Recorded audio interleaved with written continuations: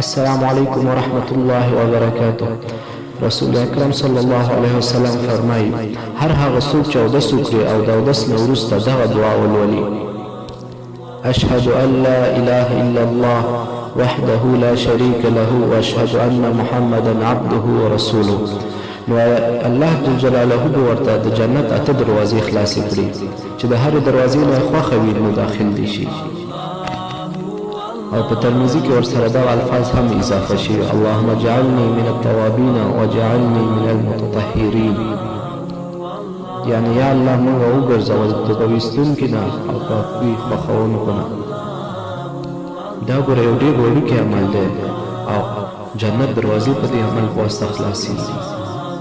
نو په دې عمل کې الله جل جلاله دا طاقت اچولی چې دا سړی جنت ته راکاږي چې عقیده یې سمه وي، یعنی منافق نه وي، کبیره ګناهونه او دغه شیانې نه وي کړي. ځکه الله جل جلاله جنت ته نه پرېږدي مګر پاک بندګان. نو اودس سره دې ظاهري پاکوالی شو، مثلا لاس، پښې، سترګې، سر، د دغه ګناهونه دې ورژېدل او د کلمې سره د زړه پاکوالی شو.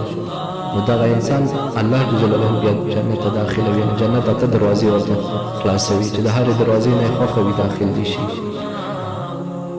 په دې عمل کې الله جل جلاله دا طاقت اچولی دی چې انسان جنت ته داخلوي. نو هیله ده نن نه وروسته چې هر کله هم اودس نه وروسته دغه دعا هېره نه کړو.